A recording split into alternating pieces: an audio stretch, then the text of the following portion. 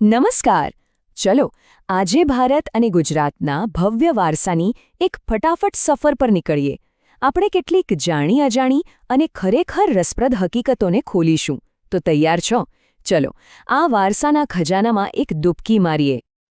પણ સફર શરૂ કરતા પહેલા એક સવાલ મનમાં આવે છે. શું આપણે ખરેખર આપણા વારસાને, આપણી ધરોહરને ઓળખીએ છીએ? આ સવાલને મનમાં રાખીને જ આગળ વધીએ. ચાલો સાથે મળીને શોધીએ કે આપણે કેટલું જાણીએ છીએ અને હજી કેટલું જાણવાનું બાકી છે. તો આપણી આ સફરની શરૂઆત ક્યાંથી થશે? આપણા પોતાના ઘરથી, આપણા મૂળથી. આપણે પહેલાં આપણા સ્થાનિક વારસાને સમજીશું અને પછી ધીમે ધીમે આખા દેશના ગૌરવ તરફ આગળ વધીશું.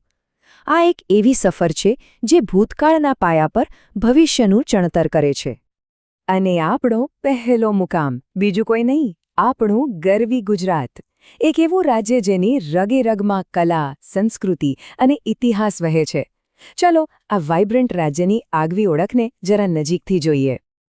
તો ચાલો જ્ઞાનને થોડું ચકાસી લઈએ. અહીં બે પ્રખ્યાત જગ્યાઓ છે. કોઈ કહી શકશે કે દુનિયાભરમાં જાણીતો તરણેતરનો મેળો ક્યાં ભરાય છે? અને એ ઐતિહાસિક મુનસર તળાવ ક્યાં આવેલું છે? વિચારો જોઈએ. જવાબ ખબર છે? ચાલો હવે જવાબો જોઈએ. તરણેતરનો મેળો સુરેન્દ્રનગરમાં અને મુનસર તળાવ અમદાવાદના વિરમગામમાં. જેમનો જવાબ સાચો પડ્યો, ખૂબ સરસ. પણ વાત અહીં અટકતી નથી.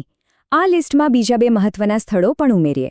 સાબરમતી નદી પર બનેલો ધરોઈ ડેમ અને પાટણમાં આવેલું હેમચંદ્રાચાર્ય ગ્રંથાલય, જે જ્ઞાનનો અમૂલ્ય ભંડાર છે. આ દરેક સ્થળ ગુજરાતના ગૌરવની નિશાની છે. હવે જરા આ આંકડા પર નજર કરો. 1600 કિલોમીટર. આ શું છે ખબર છે? આ છે ગુજરાતના વિશાળ દરિયા કિનારાની લંબાઈ, જે આખા ભારતમાં સૌથી લાંબી છે. આ માત્ર એક ભૌગોલિક આંકડો નથી. આ તો ગુજરાતની સમૃદ્ધિ, એના વ્યાપાર અને ઇતિહાસની જીવતી જાગતી કહાણી છે. ઓકે, તો ગુજરાતની ધરતીથી હવે થોડા આગળ વધીએ અને સમગ્ર ભારતના વિરાટ સાંસ્કૃતિક આકાશ પર એક નજર કરીએ. ભારત એટલે વિવિધતાનો મહોત્સવ, અને આ વિવિધતા એની કલા અને સંસ્કૃતિમાં સૌથી વધુ ઝળકે છે. ભારતની વિવિધતાનું આનાથી સુંદર ઉદાહરણ બીજું શું હોઈ શકે? એક તરફ છે ગુજરાતની લોકનાટ્યકલા ભવાઈ, જેની શરૂઆત અસાઇત ઠાકરીએ કરી હતી. તો બીજી તરફ છે આંધ્રપ્રદેશનું શાસ્ત્રીય નૃત્ય કુચીપુડી. એક લોકકલા અને એક શાસ્ત્રીય કલા, એકદમ અલગ, છતાં બંને આપણા જ છે. આ જ તો ભારતની અનોખી ઓળખ છે. આપણો વારસો માત્ર જીવંત કલામાં જ નથી, એ તો પથ્થરોમાં પણ કંડારાયેલો છે. વિચારો, પુષ્પાવતી નદીના કિનારે ઊભેલું સ્થાપત્યનો અજાયબી જેવું મોઢેરાનું સૂર્યમંદિર, હજારો વર્ષ જૂના વેપારની સાક્ષી પૂરતું લોથલ બંદર, ભારતની એકતાનું પ્રતીક સારનાથનો સિંહસ્તંભ, અને પથ્થરોમાં જાણે કવિતા લખી હોય એવી અજંતાની ગુફાઓ. દરેક પથ્થર આપણા ભવ્ય ભૂતકાળની વાર્તા કહે છે. આપણા પૂર્વજોએ માત્ર મંદિરો અને કલા જ નથી બનાવ્યા, એમણે પ્રકૃતિનું જતન પણ કર્યું છે. અને આપણો કુદરતી વારસો પણ એટલું જ કિંમતી છે. એનું સૌથી મોટું ઉદાહરણ છે આસામનું કાઝીરંગા રાષ્ટ્રીય ઉદ્યાન, જે એક શિંગી ગેંડાનું ઘર છે. આ કુદરતી સંપત્તિનું રક્ષણ કરવું એ પણ આપણા વારસાને જીવંત રાખવા બરાબર જ છે. સારું, તો આપણે ઇમારતો અને કલાકૃતિઓથી આગળ વધીએ. હવે એ બૌદ્ધિક વારસાની વાત કરીએ જેણે ભારતની ઓળખ ઘડી છે. જ્ઞાન, વિજ્ઞાન અને સામાજિક વિચારધારા હંમેશાથી આપણી સંસ્કૃતિના કેન્દ્રમાં રહ્યા છે. આધુનિક ભારતના નિર્માણમાં પણ આપણા વારસાનો મોટો હાથ છે. એનું એક જીવંત ઉદાહરણ છે શ્વેત ક્રાંતિ. ડૉક્ટર વર્ગીસ કુરિયનના નેતૃત્વમાં શરૂ થયેલા આ આંદોલને માત્ર દૂધ ઉત્પાદન જ નહોતું વધાર્યું, પણ દેશના કરોડો પશુપાલકોના જીવનમાં એક ક્રાંતિ લાવી દીધી હતી. આપણી ખેતીની પરંપરાઓ પણ વારસાનો એક ખૂબ મહત્વનો હિસ્સો છે. જેમ કે ઝૂમ ખેતી, જેને આપણે સ્થળાંતરિત ખેતી તરીકે પણ ઓળખીએ છીએ. ભારતના ઘણા આદિવાસી વિસ્તારોમાં આજે પણ આ પદ્ધતિ વપરાય છે, જેમાં જમીનને કુદરતી રીતે ફરીથી ફળદ્રુપ થવા માટે સમય આપવામાં આવે છે. આ માણસ અને પ્રકૃતિ વચ્ચેના ઊંડા સંબંધનું પ્રતીક છે. અને હવે મળીએ પ્રાચીન ભારતના એ 3 મહાન વિદ્વાનોને, જેમણે દુનિયાને જ્ઞાનનો રસ્તો બતાવ્યો. આર્યભટ્ટ, જેમણે ગણિતને શૂન્યની એવી ભેટ આપી જેના વગર આજની ટેકનોલોજીની કલ્પના પણ શક્ય નથી.